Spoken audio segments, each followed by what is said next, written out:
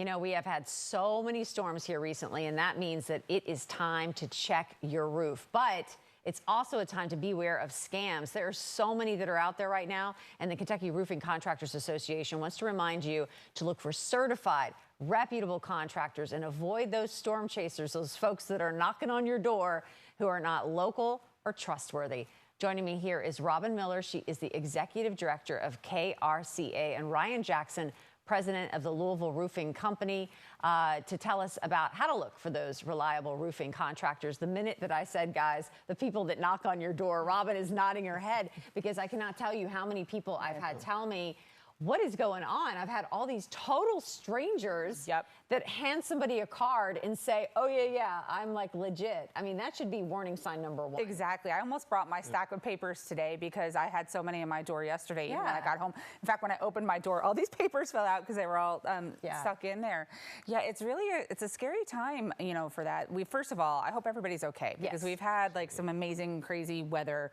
And it's been really scattered. The severity of the different parts of the community, you know, from hail to wind, it's very, very scattered, and it feels like you really need to, more than ever, go with a certified, a reputable business to really assess what your specific situation is, because it may not be what folks in Southern Indiana had that you may have out in Prospect. Exactly, you know, because a lot of people don't know that in Kentucky there is no licensing for roofing contractors. We're kind of like the wild, wild west in Kentucky with some of our rules and laws and things like that. And so many years ago, the Kentucky Roofing Contractors Association realized that we didn't have licensing in Kentucky. We wanted to get it, but instead, we took the idea of self-regulation under our wings, and we decided to certify our roofing contractor organizations and companies that are our members to make sure that they are safe, they're professionally educated, they're bonded, they're insured. And so we launched our certification program. And so we really encourage homeowners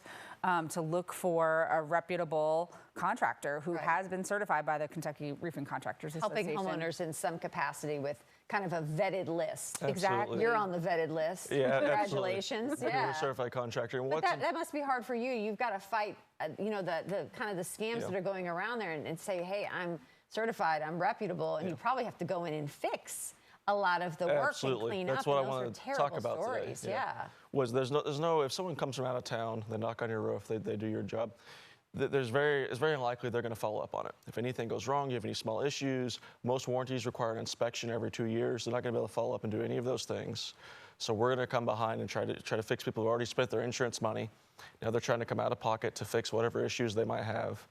Then a lot of these guys don't have proper workers' comp. It's law in Kentucky, but there is no device to check and make sure that they have it. Right? There's no way to enforce that law unless something bad happens. So if someone's working in your home without workers' comp and someone is hurt, now you could be on the hook for that. Your homeowner's insurance actually has liability to cover that, or you could come out of pocket for it. It sounds like people that know how to work the insurance system, right? Like, I know I'm here to maximize and take all the money you've been given for insurance. Exactly.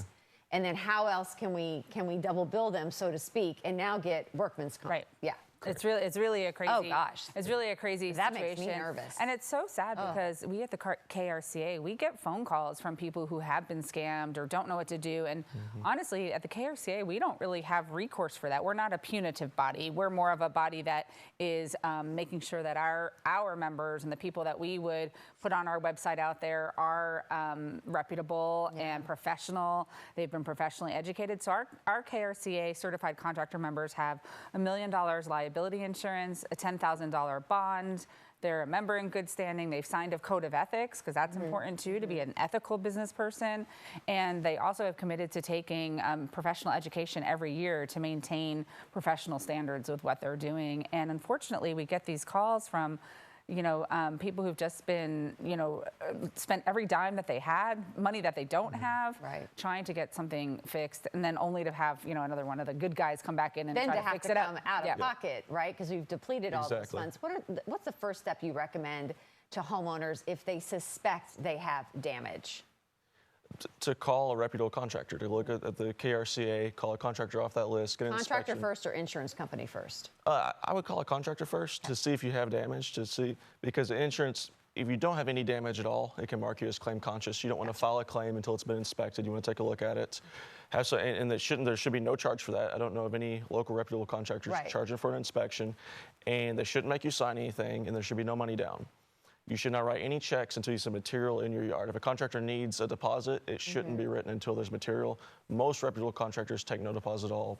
You get paid when the job is finished. Is it typical for, once you've hired that contractor, for them to negotiate the rest of the terms with the insurance company?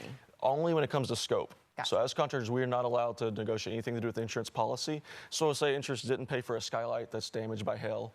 We are the experts only when it comes to the scope of work, to what is damaged. So we will discuss that with the insurance company, nothing else. We should never go outside of that. Very limited discussion. Yes. That's okay. And there are strict laws in Kentucky. Again, they're not heavily enforced, but there are very strict laws about us not doing that. Yeah, and like you said, there's just like, if something bad happens, there's no recourse, right? There's nobody to go to. Right. You're just kind of out of luck. And I think for a lot of homeowners, we want to limit our costs because everything is still so expensive. We want to get a deal. Yes. Right? But sometimes the deal may not be the deal, right, you know, once we're coming out of pocket. So to be very careful on this.